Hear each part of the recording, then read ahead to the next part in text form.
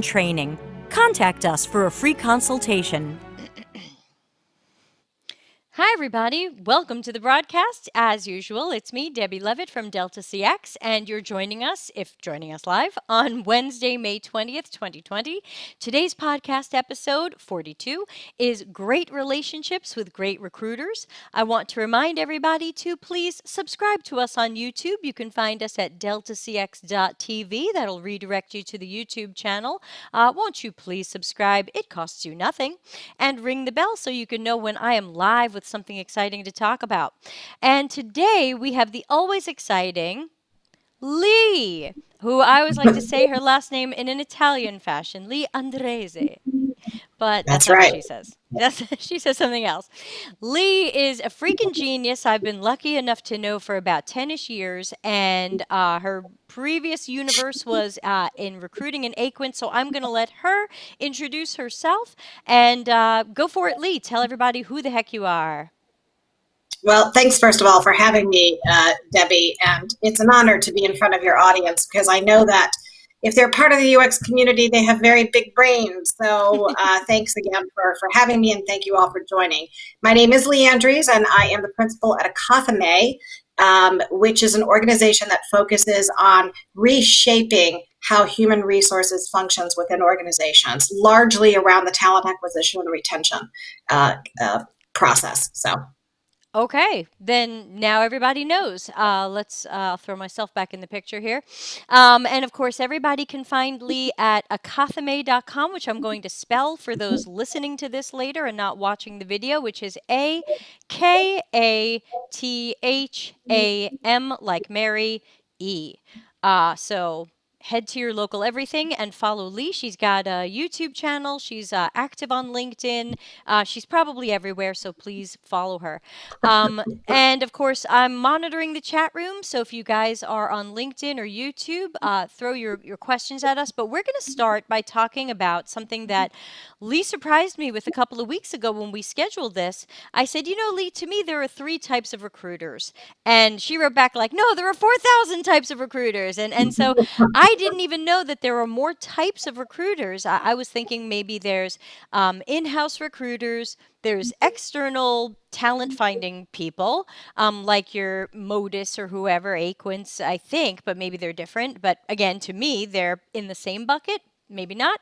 And then there's like people in call centers who are just throwing spaghetti at walls and hoping to find someone a job. And I thought there were 3 types. But Lee, tell us about these zillion types of recruiters so we can learn who we want to create a relationship with. Yeah, I think that's this is a very timely topic as people are looking for work, right? We've got tens of millions of people that are unemployed. A big chunk of them fall within this design space, unfortunately, and it's quite heartbreaking. What's going to be even more heartbreaking, Debbie, is that when people start to engage with recruiters and don't get the results that they're looking for.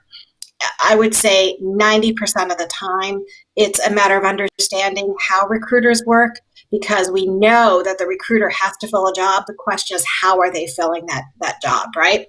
So the different types of recruiters there are that you should be aware of are in-house recruiters. These are people who are paid by a company to recruit for positions within that organization. There are staffing companies who are paid by companies to go and find talent for their organization. There are independent contractors. A lot of us who left the staffing industry have opened up their own shop, or they've just started recruiting contracts on their own.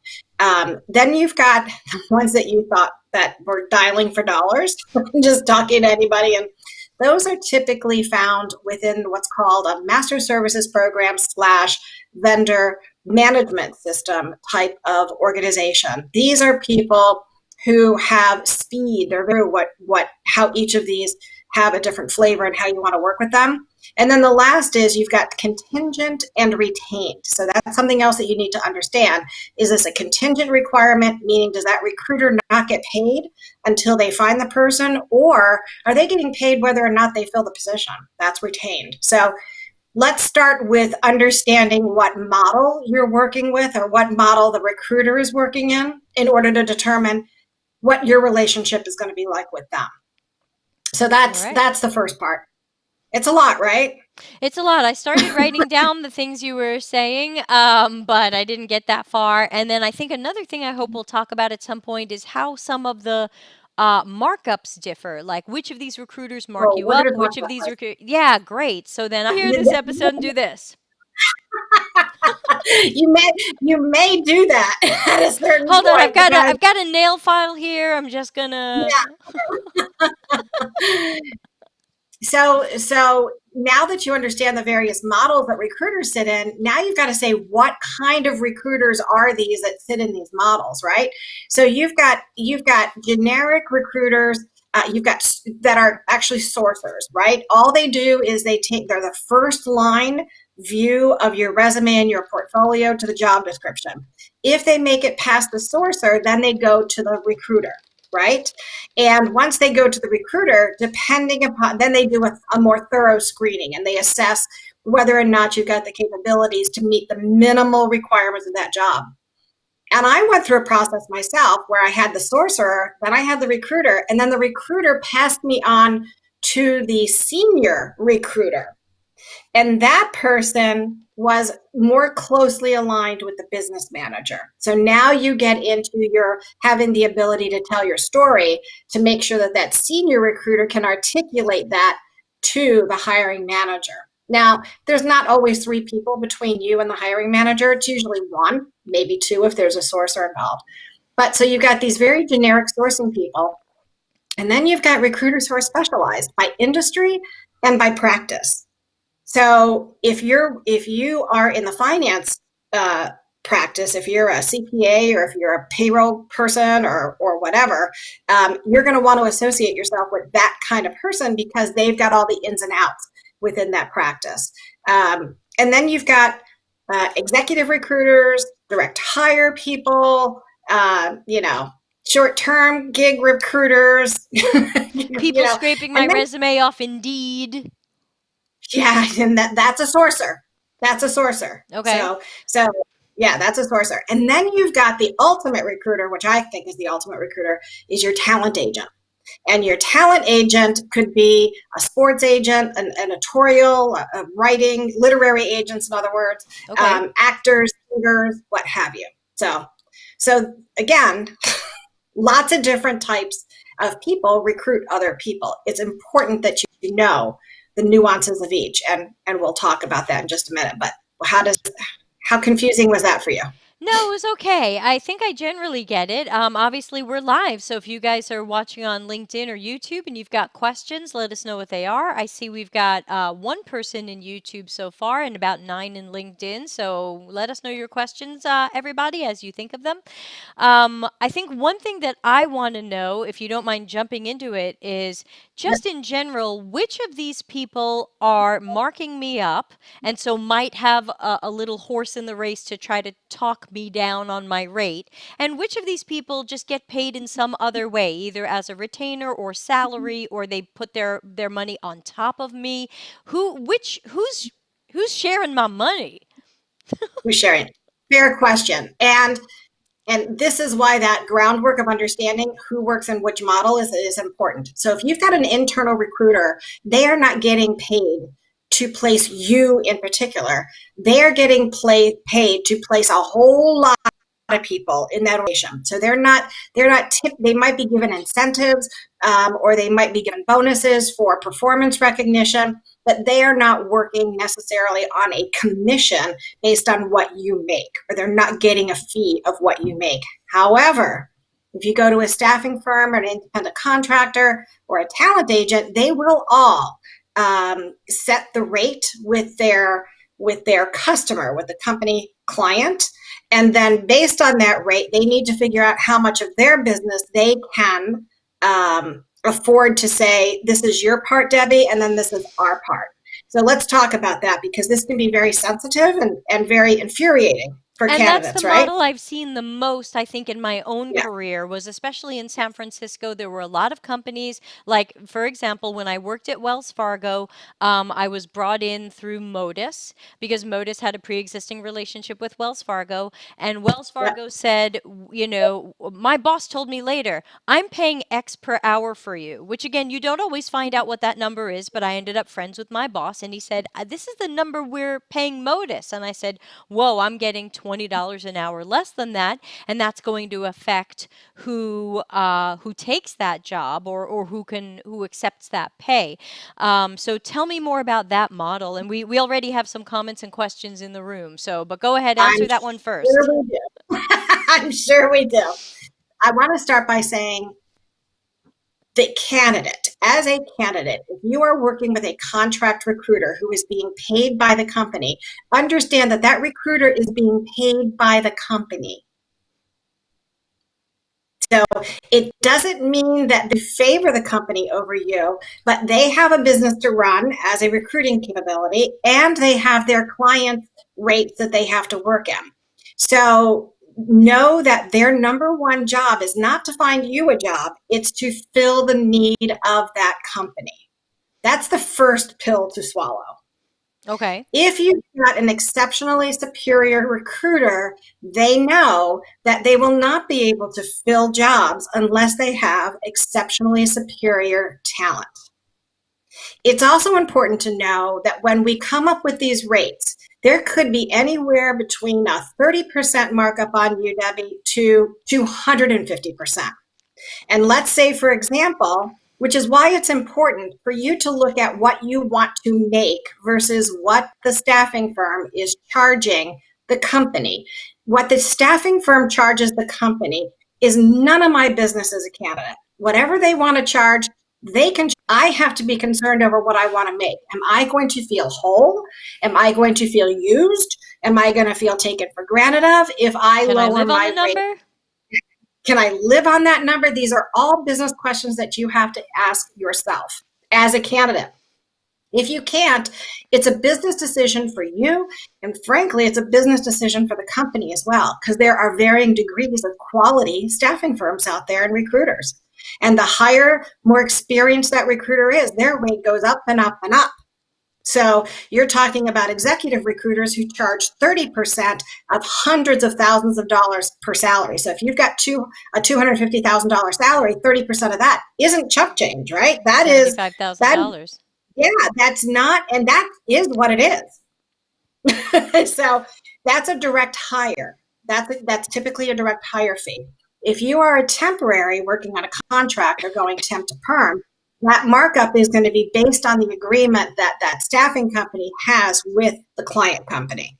Whatever that is, it's none of my business. This is what I want to make. If you can give me what I want to make, I don't care what you charge. And that's That pretty company. much what I've said to many recruiters who've come to me and said, hey, we have this job, hey, blah, blah, blah. And I said, look, I typically get paid X, and whatever you want to put me in for is fine by me as long as I get X.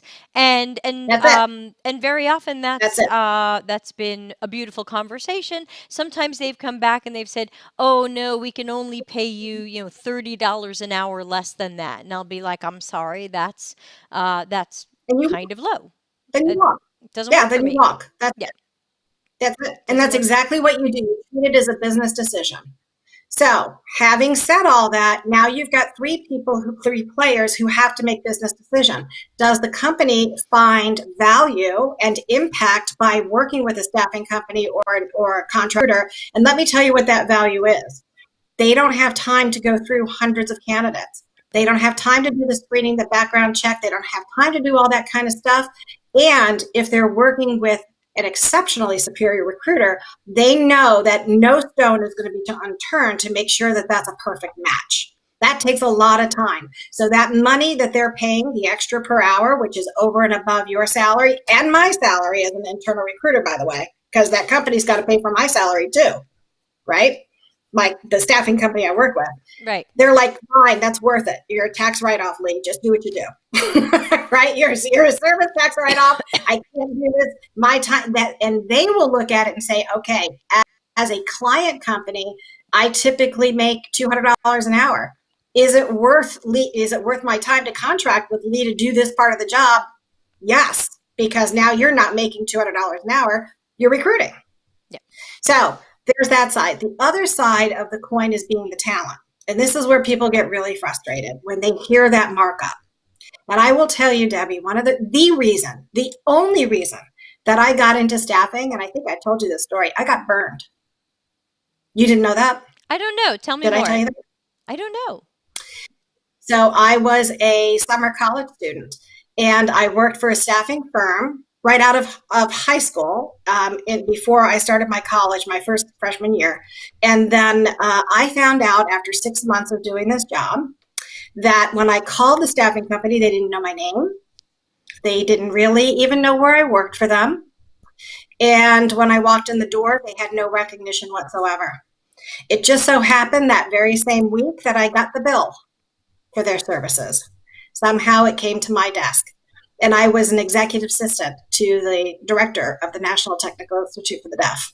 It was a 300% markup. These people did not know me, were making 300% off my pay. I spent the next 4 years, 4 years bashing the staffing industry of my college education, right? And it wasn't until one of my college friends actually worked, we were all high school teachers. Before we went to teach, she was working at the staffing company. She said, I just want you to meet the owner of the staffing company, Bev Slattery. Well, when I met her, I was stunned. She was just the epitome of a businesswoman. And she told me that I had two choices. I could either complain about it or change it. And so I have spent the majority of my career doing just that, changing the experience that talent have when working with a recruiter. And so that's where I come from. So I get it. I get the frustration, but you have to understand the business model on all sides of the desk. Right. And in many cases, when you have a good recruiter, some of that markup, or so all that markup, it should be worth it because of the work they are doing to find you jobs that should match you well. I mean, when I get contacted by a recruiter, and I do want to jump to some of the questions in the chat room, but when I get contacted by a recruiter that says, we have a visual designer job on site in Minneapolis, my thought is, you don't give a crap. You don't give a crap. I'm not a visual designer. I'm not in Minneapolis. Like, you are just throwing spaghetti at walls. You don't care at all. That's a sorcerer. So remember, there's also the difference between, remember, the recruiter is not necessarily out to manage your career. So for me, when I represented talent, I treated them much like I was a talent agent. And a talent agent actually gets paid a percentage of the candidate's salary, right? So it makes sense that their rates are still 10 to 30% of that talent salary. And which means you're motivated to get as much money for me as possible, right? Because you're going to get a percentage on top. Yeah. Exactly. Yep. So, but now you're talking the difference between somebody who makes $25 and $30 an hour to people who are making tens of millions of dollars a year, right? That's when you get into that talent agent level. For me, an exceptionally superior recruiter thinks like a talent agent, but has a business model that is more along the contingent or direct hire or retained, model for the real world. But you still want to have a relationship with that talent that says, I see the value in you. Let's figure out where you want to go with your career and where the best place is. Let's map that out together. That is nirvana. That's what we should be looking for. All right, let me get to a couple of the questions. We've got questions, and then I know there's more for us to say. And by the way, we're going to have to end a little early today, guys. Lee and I both have appointments right after this, so we're going to have to end a little early. So get those questions in early, and we'll do our best to get to all of them. Let me start with Jonathan. Good to see you, Jonathan. He's usually here. He says, what are reliable job platforms to use when on a job search? When I was searching for a job, I threw my email at every job platform I found. It was a bad idea, as I feel like my contact information got shared with tons of random recruiters who would blow up my email and phone. Sounds like Jonathan ended up in an ocean of sorcerers. Yeah, you sure did. I'd be curious, Jonathan, if Jonathan is within the UX community and the design, is that the majority of people who are following here? I don't know where energy is very direct, but yes. So you have to understand that up until a couple of months ago, actually the beginning of the year when all of this pandemic, really came to a head, you guys were the sexiest people on the planet. Anybody with UX in their title was, yes, I know. Anybody with UX in their title was going to be heavily, heavily recruited. And it could be UX, anything with UX, user, just the letter U. That is how hot that labor category is, and it will be again. I promise you, it's all going to come back. We just got to bear with it and be patient for a little bit. But that's what's happened. So in terms of where you want to put your information, I want you to think strategically about your career. Who do you want to notice you? Where do those hiring managers and recruiters sit? They use Indeed a lot. They use LinkedIn a lot. Glassdoor, not so much. That's more for candidates looking to scope out what salaries are. Nobody uses Monster anymore, right? No, unfortunately, no. So here's my advice to you there. Stop with the job boards. You can certainly put it on Indeed, one or two that you feel very comfortable with, but you have to manage that just like you would a social media feed. And you have to be very specific in your profile of what type of recruiter you are looking to be connected with, right? Or what type of a hiring manager. I would say instead of a job board, you want to make your network connections and distribute your information, your portfolio and your resume to people that you absolutely want to see your information. Remember, the majority of jobs aren't posted. They're just not. So you've got to find a way to move around the network to get to where you want to go. And that's a whole other conversation.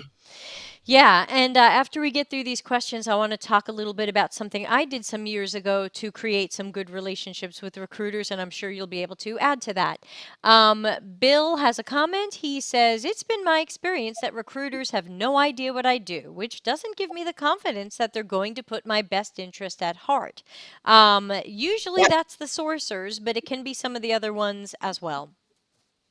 Yeah, so let's talk about that. I think that's going to work with the recruiter. You're going to screen the recruiter, right? If somebody calls you and says, I have this position, take a step back. Realize that this could be a generalist recruiter that might not be a specialist recruiter, but they are, or it could be a sourcer.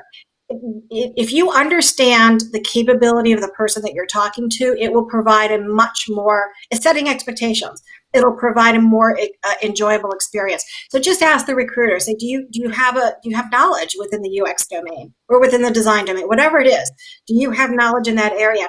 And they're going to be truthful with you. No, I don't. Right now, I'm just comparing the job requirements to what's in your resume.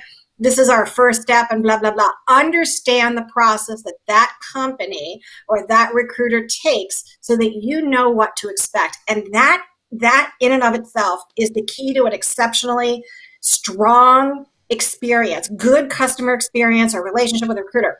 It's honest, it's equitable, it's responsive, and it's supportive. But the expectations must be set. You've got to know who you're working with.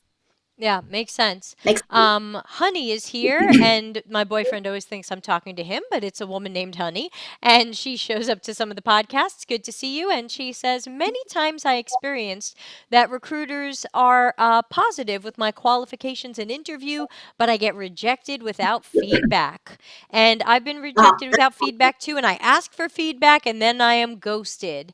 I know that it's hard for us to change that. What do you think will change that in the industry? And do I deserve feedback? Set expectations up front. Whenever you initiate that relationship, set the expectations. Ask the recruiter, tell me what your communication is like.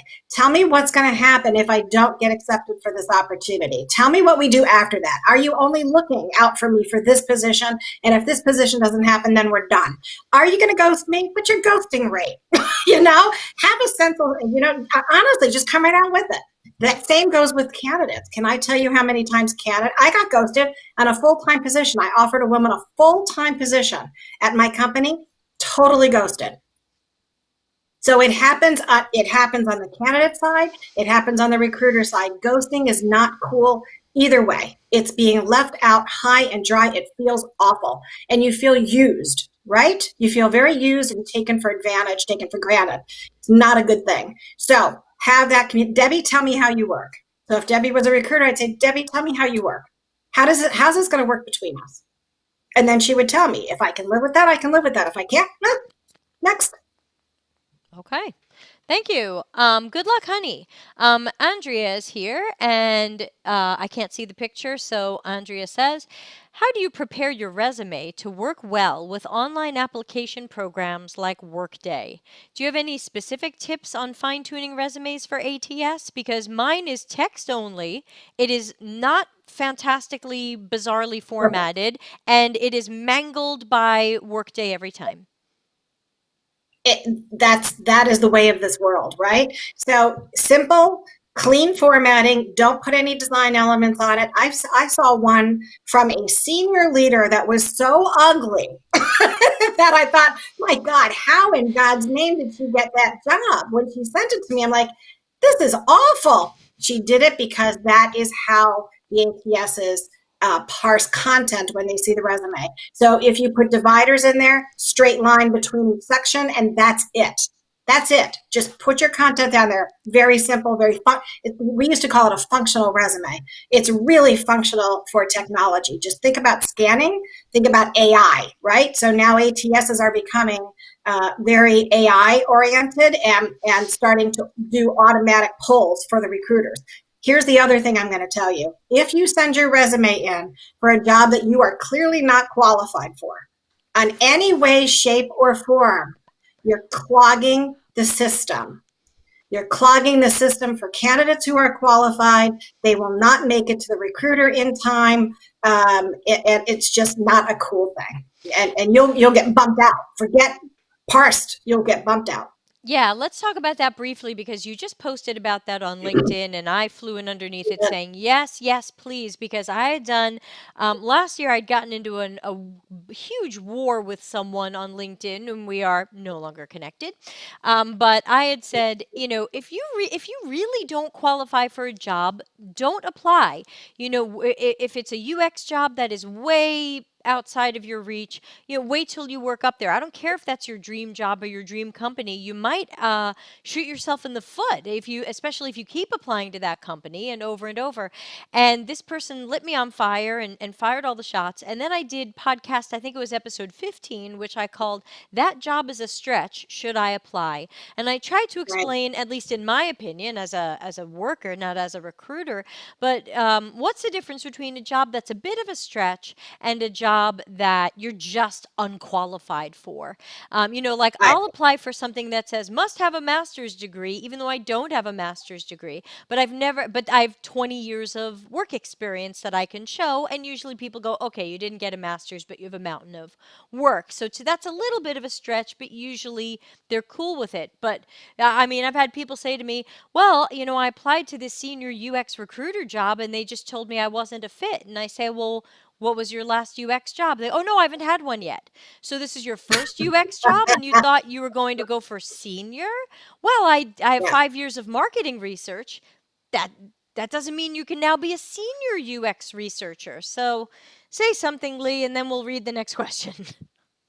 Okay, so I do want to make sure that Honey understands that the ATS is not against you. It really isn't against you. And a recruiter is in that ATS every single day. So they can see all the candidates that apply for their jobs, every single one of them.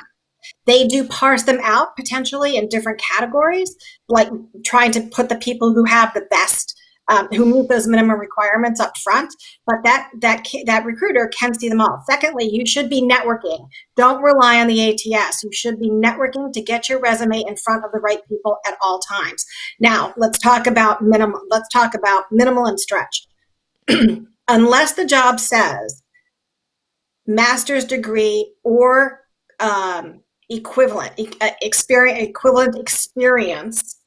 your resume will get bumped. So if the check mark is, and I've looked at this, I've looked at jobs in the HR capacity, and if they say, if there is not work experience equivalent or something to that effect, I know that they want nothing but master's degrees in that position. That is more so true within academia.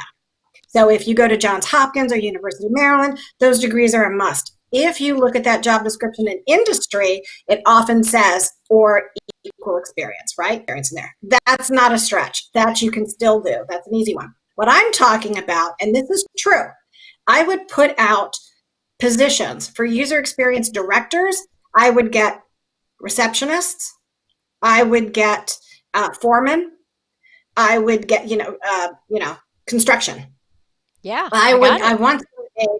I I would get everybody. I got people with plumbing backgrounds. I mean, they were throwing out. They were just throwing out their resume anywhere. And let me tell you, what's even worse is when you are actually qualified for that position, and you meet the minimum requirements of the job, and I call you and I say, "Hey, Debbie, I'm calling about the position that you applied to for a user experience leader." And the first words out of your mouth, if they are, "Lee, I've applied to thousands of jobs, you're going to have to give me more to go on." My thought as a recruiter is that you did not have a job search strategy. If you're just throwing spaghetti at the wall, that is unimpressive, because if I present you to a hiring manager, I need to know why you want this job. And it should be, "Lee, I am so glad to hear from your organization. I've applied for a number of jobs there. Please tell me specifically which one it is. If I think to that job description, you should have a copy of that job description so that you can talk intelligently about why you applied for that job." That's when your relationship really gets vested with a recruiter. Great ideas there. And we have a couple of follow up questions about all the ATS stuff, and that could be an episode of its own. So, Andrea, who asked the original question, wanted to know if you can use bullet points and make it through the ATS. And Stephanie wanted to know if there is a site or tool where you can test your resume to see how an ATS reads it. Yeah, that last question is a really good question. I don't have the answer to that. Okay. What I would say is we need to stop thinking about the ATS so much. We're giving the ATSs too much time. We really are. Since 80 to 85% of jobs are never posted. I cannot stress that enough. 80 to 85% of jobs are never, ever Let's posted. explain that quickly, because I know what you mean, but I imagine many people don't know what you mean. Now, when you say that, what I think it means is that these jobs exist, but that they aren't posted because an in-house recruiter starts searching or checks their own database, or they give it Yes, to an AQuint, and AQuint is on the look for them because maybe there's an yes. exclusive or non-exclusive relationship. So these are not posted, they're not tweeted, because they're given to someone who is told, "You go find that person," and that person, and so that job doesn't get posted unless that person gets stuck. Exactly. And that's why you Exactly. want to make So those relationships so that when that job pops up, Lee goes, "Oh, a UX job that needs this and action, whatever. Wow, makes me think of Debbie." do you know how valuable a recruiter is when they go from one company to another and bring their talent with them, Oh those yeah. talent relationships with them? That's a superhero. To a company, remember, a company's number one asset, the company's number one expense is personnel. And if you are trying to meet sales, revenue, product, brand goals, whatever it is, you need people to do that. If a recruiter has a great relationship with a pool of talent that have proven to do a certain function within an organization, and they take those talent with them wherever they go, you better believe that that recruiter is worth a mint. And so, and don't forget, there's a lot of jobs that are already filled before they're even created,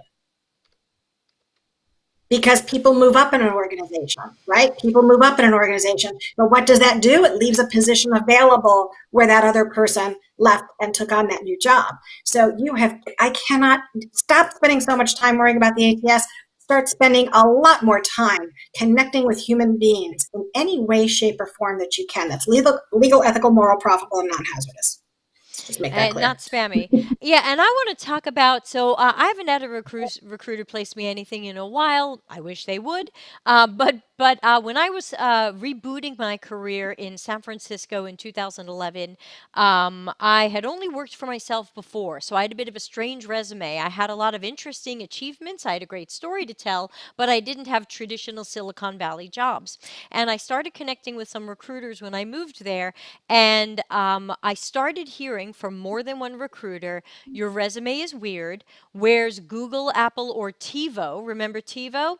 Never heard. Why haven't you worked at TiVo or Yahoo? Your website is weird. Please change your website so it looks like all the other UX designers. And at the rate you're going, I was told the rate you're going, I don't think you'll get a job for like 3 years.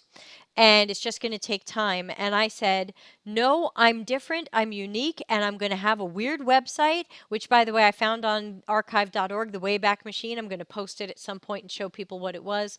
I've got a weird website that I'm proud of, and someone will want me and someone will find me. And I spent all of 2011 freelancing for a startup, which went okay. And then in early 2012, I got called by Lisa Vaughn Olstead. Oh, I love Lisa. Yes, And former she colleague. says to me, this story's worth telling. I hope she won't mind. And, remember, I'm new in town and I have this weird resume and everyone's telling me I'm never going to get anywhere, but it's 2012. I'm 40 years old. I'm not a kid. And, yeah, 2012, I'd be 40. So Lisa says, look, I just found you. I don't remember where she found me. LinkedIn, my website, I don't even know. And she says, I have a job and I can't put anybody in it, and I think you could do it. And I said, what is this? And she said, it's a 3-month contract in UX with absolutely no chance of extension. The pay rate is extremely low. And the company is in the process of a merger and acquisition, and everyone is being laid off. So when you go there, every day you're going to watch people box up their stuff and leave. But while this Oh, transition is happening, they need work to be done before your job is sent to Asia. And I said, who's it? I said, okay, I can see how this sounds a little bit tough to fill. Who's it for? She said, she said Sony. And I said, I'll take it. And because it's in your. the pay was the type of money I made in 1995. It put me into debt, but I worked at Sony Mm. for 3 months. I met wonderful people I'm still friends with. I did the best work I could in a short period of time at a company that was in a huge transition because it was Sony Mobile buying out Sony Ericsson. And Mm. by 2 months in, I got called by Modus, who said, I heard you're going to be free soon. Wells Fargo wants you. And all of a See sudden how I that was works? somebody. Yeah. So I'm Yep. always grateful. So what I started doing was when I connected with recruiters who cared about who I was, who cared what my strengths and weaknesses were, who weren't going to send me for visual designer jobs in Minneapolis, who took the time to get to Yep. know me on a phone call, I made a little mailing list of them. And I ended up, after Nice. a few years, I ended up with 24 people. And what I would do is Nice. whenever my contract ended somewhere, or I knew it was going to end, I would write to them as a group and I would say, hello, Debbie's favorite recruiters. I'm going to be Well, available soon. Here's what I've been doing. Here's what's new. Here's my latest resume. What do you got? And isn't that one? and that really worked for me for a while. It's a little bit different now that I'm outside of the Bay Area, and so now I'm remote, and that's scary, and that'll evolve at some point. But I have always felt that for the recruiters that aren't sourcers and call centers, it is worth it to have that 15, 20-minute call with them and tell them who you are and get into their database. I still get emails from Aquint, who thinks they have a match for me, from 24/7, from people I connected with 6, 7, 8 Nice. years ago, but I'm still in their system. And so I that's my story. I'll let you say something before we go to the next room question, but that's why I love great recruiters and I want people to make relationships with them.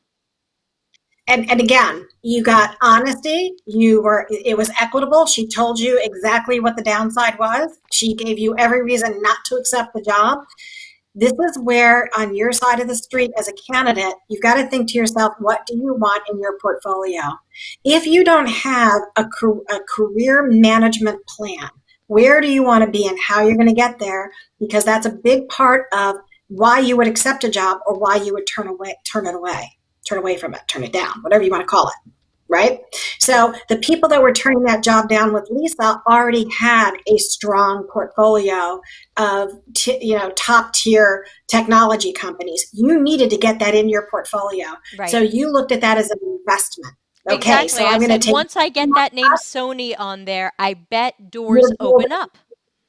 Yes, that was a very strategic move on your part that paid off well, right? Maybe not during those first 3 months, but it did pay off, and it still will pay off if it's in your portfolio.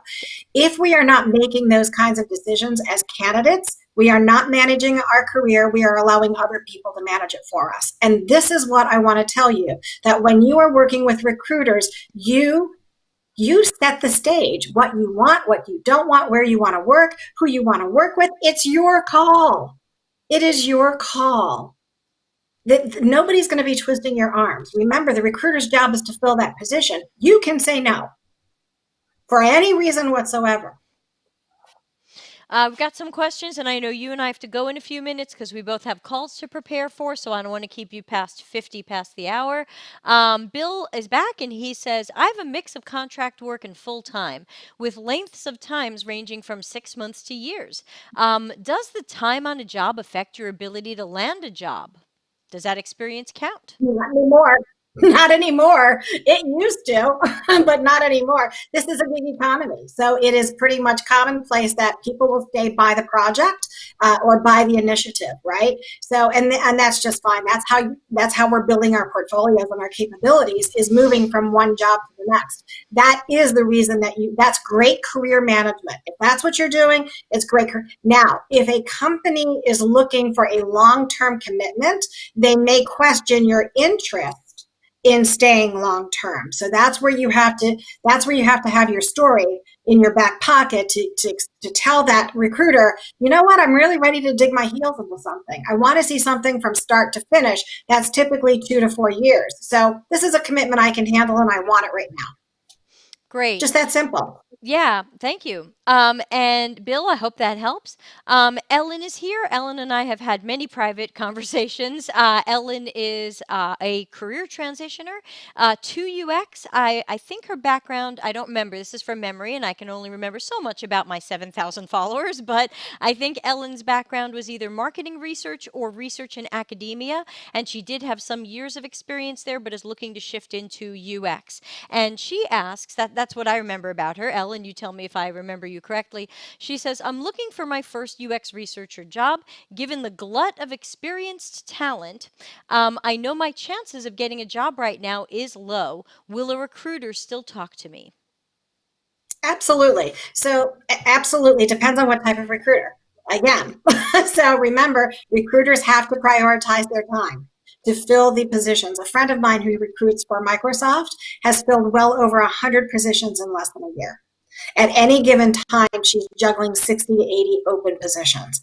If you are not minimally acceptable for any of those positions, your skills are not minimally met, then she will not talk to you, right? She has to have a need. What you're going to want to look for are internships, are entry level, use keywords like that, entry level, junior, intern, ramping up.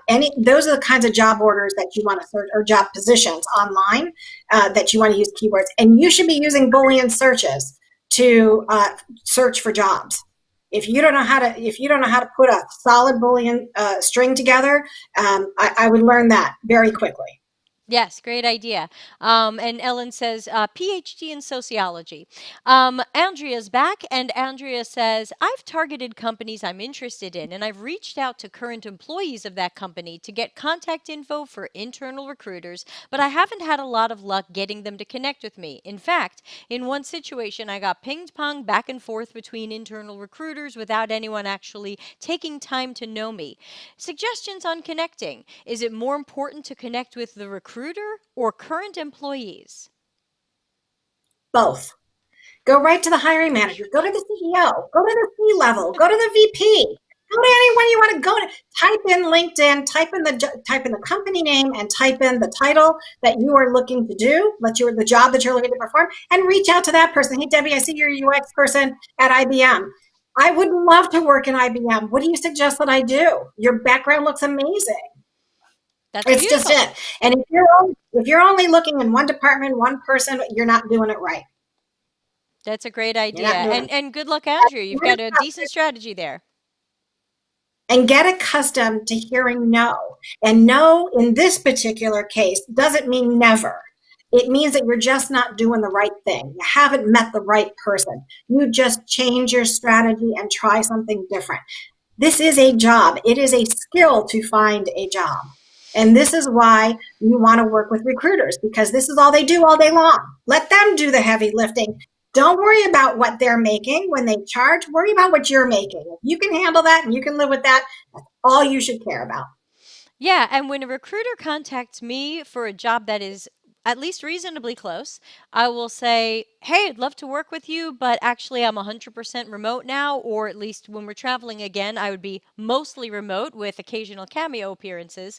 Does that work for this job? And if not, can you please keep me on file in the future as a high-level UX practitioner or strategist or lower-level manager? And a lot of times people go, yeah, I don't see a lot of remote jobs, but if I did, I would think of you. And I hope they will. And they will. And they will. Because you've left a good impression, Debbie. I When hope you so. help the recruiter, yeah, how many times have I called you to help me understand what a job type was all about, what a job description was about? You've got the best recruiter in your life when that recruiter brings you as a candidate to meet that client and that hiring manager, because what that recruiter is saying is that I'm a damn good recruiter, but I don't know what the hell they're talking about. So you get the expert Debbie, you bring her on the call with you, you go and scope out the requirement, then you brief afterwards. Debbie, is this a job you want? Yeah, well, no. Because this and this and missing, or I would want it if this and this were included, right? And so you've got a coach going in with you to understand the job as a recruiter, and you've got the talent talking to the hiring manager on a one-on-one level, even as a consultant, right? No, this is what you want and this is what you don't want. So that's a beautiful situation. When that happens, then you know you've got a better chance of getting something that's right. And by the way, you've been getting a lot of thanks in the chat from a lot of the people who've been involved today. And I also want to tell you about another tactic that I sometimes use, and you can tell me if this is good or bad or otherwise. So sometimes a recruiter will write to me and say, hey, we've got this job. It's probably a little bit less than what you want to be paid, but we think you're a good fit. Should we put you in for it? And what I'll typically, sorry, it's Olivia going crazy. What I typically tell people is, I just want that interview. I want that interview. So go ahead and put me in if it's reasonably close and they're not looking for a visual designer or whatever.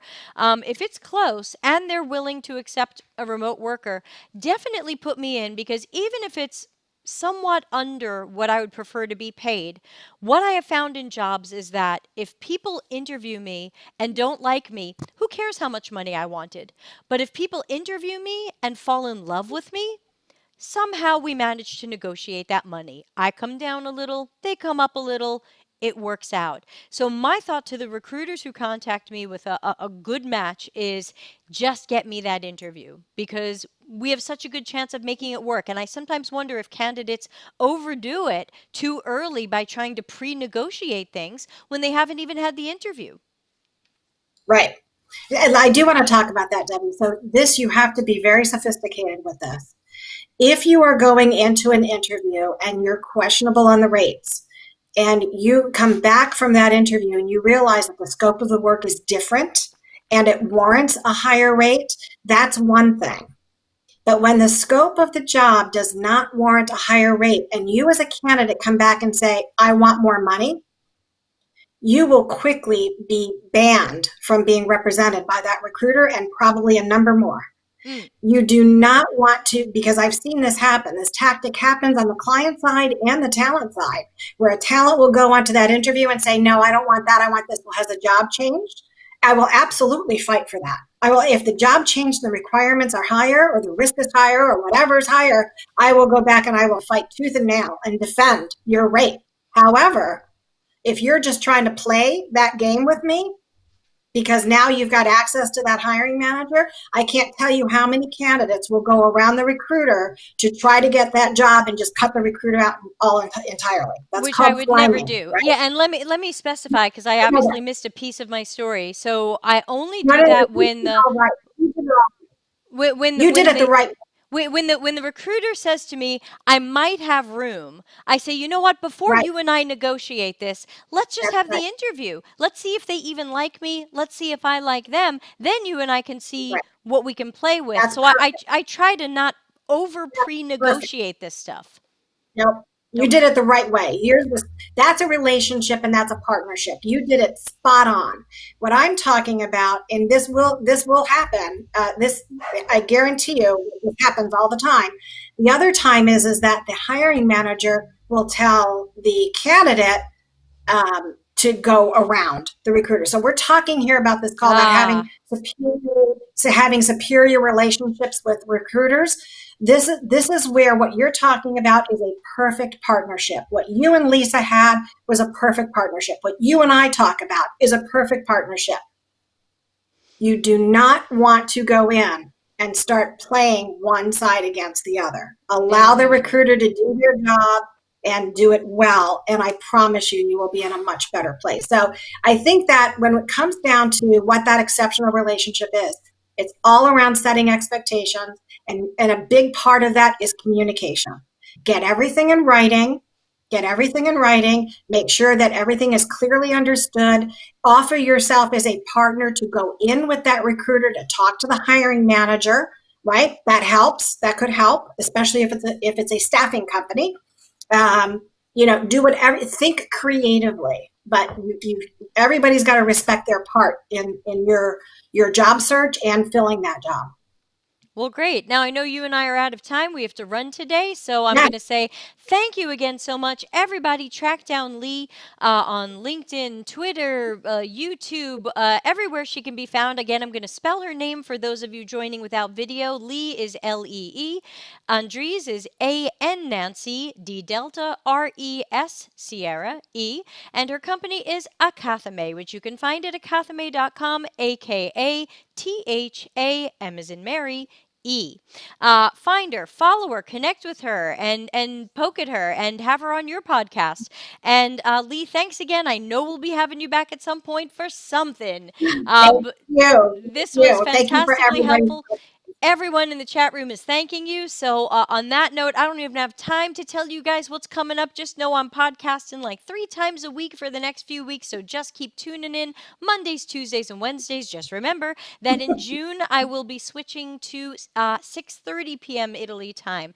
And don't forget to subscribe on YouTube so I can try to reach my personal goal of 500 subscribers by the end of May. On behalf of you, thank you for being such a great advocate. Thank you for elevating the profession. Thank you for elevating the relationships with recruiters, with hiring managers, and teaching us how to do this the right way. Thank you. Back at you. Thanks for everything you do with both on the recruiting side and the UX universe. So, Lee, see you soon, and I'm Take going care, to everybody. sing us out of here. Catch you later, everybody. Be well. Thanks for watching. Delta CX is available for consulting and projects related to CX and UX strategy, leadership, training, problem finding, problem solving, and innovation. Learn more at deltacx.com.